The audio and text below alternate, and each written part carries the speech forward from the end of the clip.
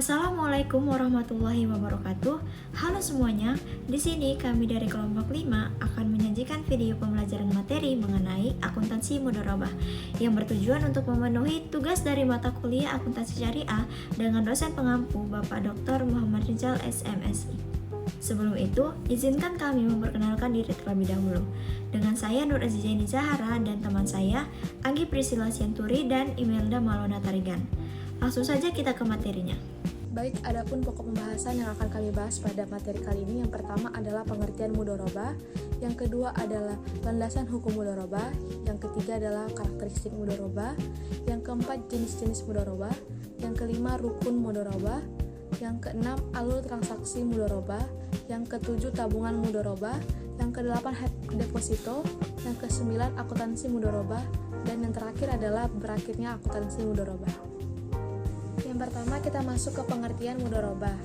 Jadi secara etimologis, kata mudharabah ini berasal dari bahasa Arab yaitu daraba yadribu darban, yang berarti berjalan atau melakukan perjalanan usaha.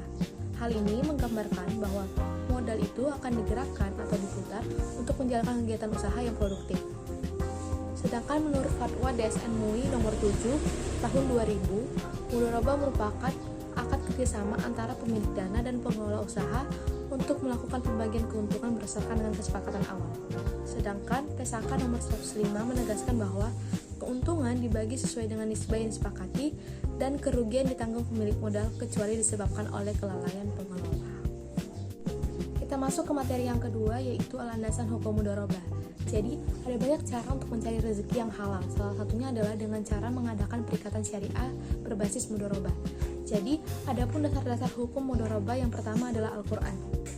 Kata mudharabah itu berasal dari akar daraba yang berarti berpergian untuk mencari rezeki atau berdagang. Kata ini muncul 58 kali dalam Al-Quran, salah satunya adalah pada ayat Quran surat Al-Baqarah 2 ayat 273 tentang orang yang darban fil ardi atau bekerja mencari rezeki. Yang kedua adalah hadis Rasulullah. Hadis sahih menunjukkan praktik mudharabah, misalnya riwayat Tabrani tentang Sayyidina Abbas bin Abdul Muthalib dan Ibnu Majah yang menyebut bahwa mudharabah itu sebagai salah satu usaha yang berkah. Yang ketiga adalah praktik sahabat. Para sahabat seperti putra Khalifah Umar bin Khattab pernah menerima modal untuk usaha mudharabah. Kemudian keuntungan ini akan dibagi adil sesuai dengan kesepakatan, menunjukkan penerimaan dan akuntabilitas akad ini. Yang keempat adalah ijma ulama. Jadi para ulama itu bersepakat bahwa mudharabah sah dan diperbolehkan, termasuk untuk pengelolaan harta anak yatim secara amanah dan bermanfaat. Kemudian landasan hukum yang terakhir adalah qiyas atau analogi hukum. Jadi mudharabah ini dianalogikan dengan musyikah, yaitu kerjasama antara pemilik lahan dan pengelola. Jadi sama-sama berbagi hasil. Kemudian qiyas ini akan menjadikan mudharabah sebagai solusi syariah yang menghubungkan pemilik modal dan pengelola berkeahlian. Selanjutnya adalah mengenai karakteristik mudharabah. Jadi dalam praktiknya, akad mudharabah ini tidak hanya didasarkan pada prinsip bagi hasil semata, tetapi juga memiliki ciri-ciri atau karakteristik tertentu. Adapun karakteristik utama dari akad mudharabah ini yang pertama adalah kerjasama antara syahibul mal dan mudarib. Jadi akad mudharabah itu adalah kerjasama antara syahibul mal sebagai pemilik modal dan mudarib sebagai pengelola, di mana pemilik ini akan menyediakan modal sepenuhnya, sedangkan pengelola memberikan tenaga, keahlian, dan manajemen usaha. Yang kedua adalah pembagian keuntungan berdasarkan dengan kesepakatan atau nisbah. Jadi, keuntungan dalam mudharabah ini akan dibagi berdasarkan nisbah atau rasio bagi hasil yang sudah disepakati di awal seperti 60-40, 70 atau 70-30, bukan dalam bentuk nominal yang tetap. Ketiga adalah tanggung jawab terhadap risiko dan kerugian. Jadi dalam akad mudharabah, kerugian usaha sepenuhnya menjadi tanggung jawab sahibul ma'al atau selama tidak disebabkan oleh kelalaian atau kecurangan mudarib. Karakteristik yang terakhir adalah kewenangan penuh dalam pengelolaan modal. Jadi mudarib ini memiliki wewenang penuh untuk pengelola modal sesuai dengan kemampuan dan strategi profesionalnya. Jadi sahibul ma'al ini tidak boleh ikut campur langsung kecuali dalam pengawasan yang disepakati. Selanjutnya adalah kita masuk ke jenis-jenis mudharabah. Jadi secara umum ada ada 3 jenis mudharabah, yaitu yang pertama adalah mudharabah mutlaka atau tidak terkait. Jadi jenis ini akan memberikan kebebasan penuh kepada mudarib untuk menentukan jenis usaha, strategi, dan pengelolaan modal tanpa batasan dari syaibul ma'al. Jadi pemilik modal hanya berperan sebagai penyedia dana dan pengawas umum. Yang kedua adalah mudharabah muqayyadah atau yang terikat. Jadi dalam jenis ini syaibul ma'al memberikan batasan tertentu kepada mudarib seperti jenis usaha, lokasi, atau jangka waktunya. Mudarib ini akan tetap memiliki kewenangan untuk mengelola usaha selama sesuai dengan ketentuan tersebut. Dan terakhir adalah mudharabah musyataraka atau campuran. Jadi jenis ini merupakan gabungan antara mudarab dan musyarakah, di mana syaibul ma'al memberikan modal dan mudarib juga dapat menambah modalnya sendiri. Langsung saja ke rukun mudharabah. Rukun mudharabah terbagi menjadi 4 dengan ketentuan syariah. Yang pertama, pelaku. Pelaku harus memiliki kemampuan cakap hukum dan ia sudah balik. Lalu, pelaku akad mudharabah dapat dilakukan sesama muslim atau dengan non-muslim. Kemudian, pemilik dana tidak boleh ikut campur dalam pengelolaan usaha tetapi ia boleh mengawasi. Lalu selanjutnya, objek mudharabah. Apa sih objek mudharabah itu? Objek mudharabah merupakan konsekuensi logis dengan dilakukannya akad mudharabah. Lalu, objek mudharabah ini terbagi menjadi 2. Yang pertama ada modal. Nah, modal tersebut dapat berupa uang atau aset yang bernilai wajar dengan jumlah dan jenis yang jelas. Dan modal tersebut harus berbentuk tunai dan bukan utang, dan jumlah modal harus diketahui secara pasti dan terpisah dari keuntungan. Kemudian, pengelola dana tidak boleh memudharabahkan kembali modal. Lalu, pengelola dana tidak boleh meminjamkan modal kepada pihak lain dan pengelola memiliki kebebasan mengelola modal sesuai dengan kebijakan yang telah disepakati sebelumnya. Selanjutnya yaitu alur transaksi mudharabah. Transaksi mudharabah memiliki 5 alur yang dapat kita lihat pada PowerPoint. Nah, di sini saya akan menjelaskan bagaimana proses alur dari transaksi mudharabah tersebut. Pertama, nasabah bank akan mengajukan permohonan lalu mengisi formulir permohonan untuk pembiayaan untuk kemudian diberikan pada bank syariah termasuk dokumen tambahan atau pendukung. Nah, bank tersebut akan melakukan uji kelayakan sesuai dengan 5C, karakter, capacity, commitment, collateral, serta condition, dan melakukan verifikasi. Jika hasil uji kelayakan tersebut adalah layak, maka dilanjutkan kontrak dengan mudharib di depan notaris sesuai dengan rukun pada mudharabah. Lalu yang kedua, bank akan mengalokasikan modal, kemudian nasabah segera mengelola usaha yang akan menjadi kesepakatan dengan kemampuan yang terbaik. Ketiga, hasil usaha dicek sesuai dengan tempo yang ditentukan, keuntungan dibagi sesuai porsi antara sahibul mal dengan mudharib atau nasabah. Jika terjadi kerugian yang bukan kesalahan nasabah, maka rugi ditanggung oleh bank. Tapi jika lalai karena nasabah, artinya tanggung jawab berada di pihak nasabah. Yang keempat, nasabah dan bank akan mendapat porsi dari bagi hasil sesuai dengan metode perhitungan yang telah ditentukan. Yang kelima, nasabah akan mengembalikan modal ke bank. Berikutnya, usaha akan menjadi milik nasabah. Lalu, materi yang terakhir dari saya yaitu tabungan mudharabah. Tabungan mudharabah adalah simpanan di bank syariah yang penarikannya hanya dapat dilakukan sesuai dengan syarat tertentu dan tidak dapat ditarik dengan cek. Dana nasabah diinvestasikan oleh bank ke proyek bisnis syariah dan keuntungannya akan dibagi antara bank dan nasabah berdasarkan nisbah yang disepakati. Jika terjadi kerugian, nasabah akan menanggung sebagian atau seluruhnya sesuai dengan perjanjian awal. Nah, skema ini berlandaskan prinsip bagi hasil atau profit sharing dan bebas dari unsur riba. Baik teman-teman, untuk materi mengenai deposito mudharabah, akuntansi mudharabah, dan berakhirnya akad mudharabah akan dijelaskan oleh saya sendiri, Imelda Malona Tarigan. Yang pertama, deposito mudharabah.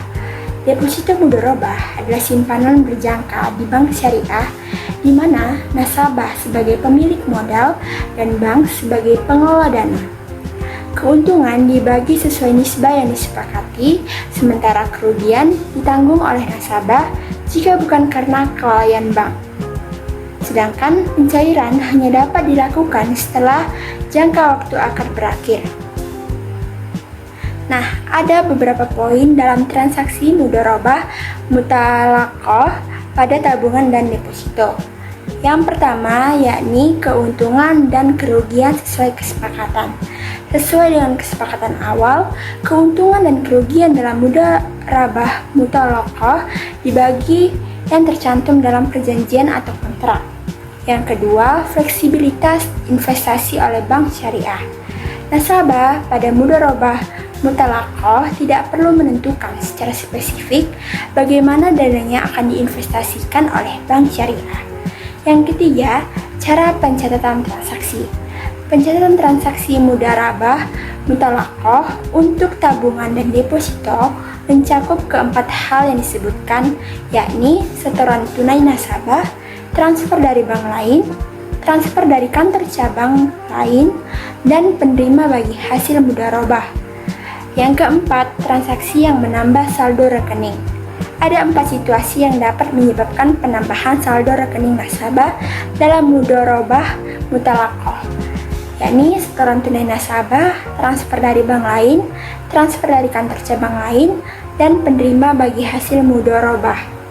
Yang kelima, bagi hasil mudharabah ke rekening nasabah. Penerima bagi hasil mudharabah ke rekening nasabah merupakan salah satu transaksi yang menciptakan penambahan saldo. Yang keempat, transaksi menambah saldo rekening. Ada 4 situasi yang dapat menyebabkan penambahan saldo rekening nasabah dalam mudharabah mutalaqqah, yakni setoran tunai nasabah, transfer dari bank lain, transfer dari kantor cabang lain, dan penerima bagi hasil mudharabah. Yang kelima, bagi hasil mudharabah ke rekening nasabah. Penerima bagi hasil mudharabah ke rekening nasabah merupakan salah satu transaksi yang menciptakan penambahan saldo. Baik, materi selanjutnya yakni akuntansi mudharabah. Di sini saya akan menjelaskan akuntansi untuk pemilik dana menurut PSAK nomor 105. Yang pertama, dana mudharabah disalurkan oleh pemilik dana dan diakui sebagai investasi mudharabah pada saat pembayaran kas atau penyerahan aset non-kas kepada pengelola dana. Yang kedua, pengukuran investasi mudharabah yang dibagi atas 2. Yang pertama, investasi mudharabah dalam bentuk kas diukur sebesar jumlah yang dibayarkan. Yang kedua, investasi mudharabah dalam bentuk aset non-kas diukur sebesar nilai wajar aset non-kas pada saat penyerahan. Nah, untuk jurnal pada saat penyerahan kas, yakni di debit investasi mudharabah dan di kredit kas. Baik, selanjutnya, investasi mudharabah dalam bentuk aset non-kas sebesar nilai wajar aset non-kas pada saat penyerahan kemungkinannya ada 2. Yang pertama, jika nilai wajar lebih tinggi daripada tercatatnya, maka selisihnya diakui sebagai keuntungan tangguhan dan diamortisasi sesuai jangka waktu akad mudharabah. Sehingga jurnal pada saat penyerahan aset non-kas yakni investasi mudharabah di debit, keuntungan tangguhan di kredit, aset non-kas di kredit. Dan untuk jurnal amortisasi keuntungan tangguhan yakni keuntungan tangguhan di debit, keuntungan di kredit. Yang kedua, jika nilai wajar lebih rendah daripada nilai tercatatnya, maka selisihnya diakui sebagai kerugian dan diakui pada saat penyerahan aset non-kas. Sehingga jurnalnya yakni investasi mudharabah di debit, kerugian di debit, aset non-kas mudharabah di kredit. Yang ketiga, penurunan nilai jika investasi mudharabah dalam bentuk aset non-kas. Yang pertama, penurunan nilai sebelum usaha dimulai. Jika nilai investasi mudharabah turun sebelum usaha dimulai disebabkan rusak, hilang, atau faktor lainnya yang bukan karena kelalaian atau kesalahan pihak pengelola dana, maka penurunan nilai tersebut diakui sebagai kerugian dan mengurangi saldo investasi mudharabah. Sehingga jurnalnya yakni kerugian investasi mudharabah di debit, investasi mudharabah di kredit. Yang kedua, penurunan nilai setelah usaha dimulai.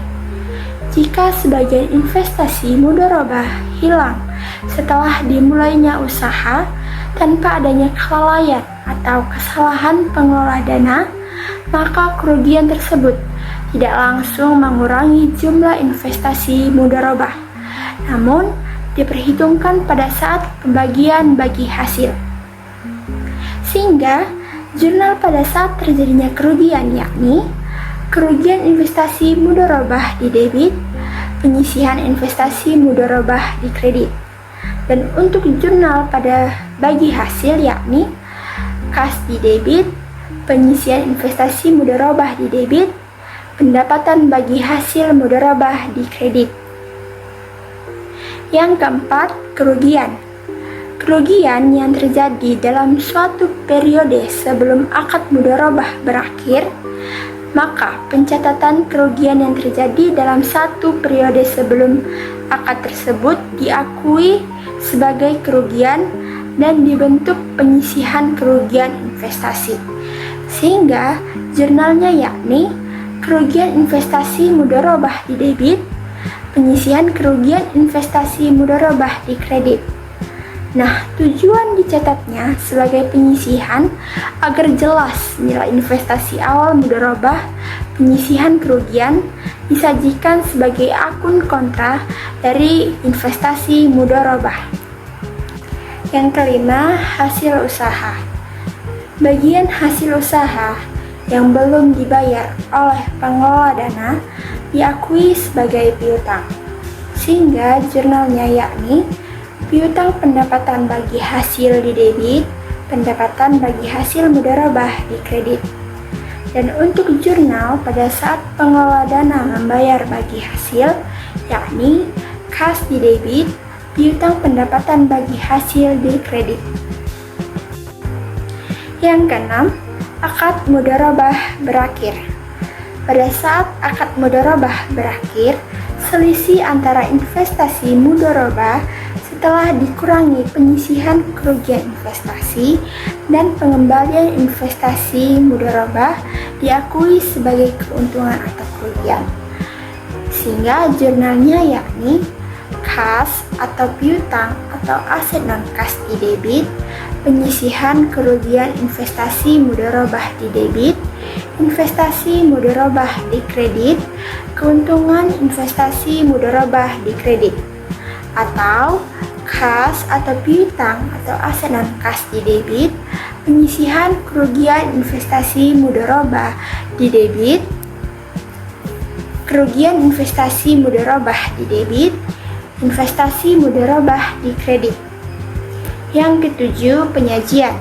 Pemilik dana menyajikan investasi mudharabah dalam laporan keuangan sebesar nilai tercatat, yaitu nilai investasi mudharabah dikurangi penyisihan kerugian jika ada. Yang kedelapan, pengungkapan.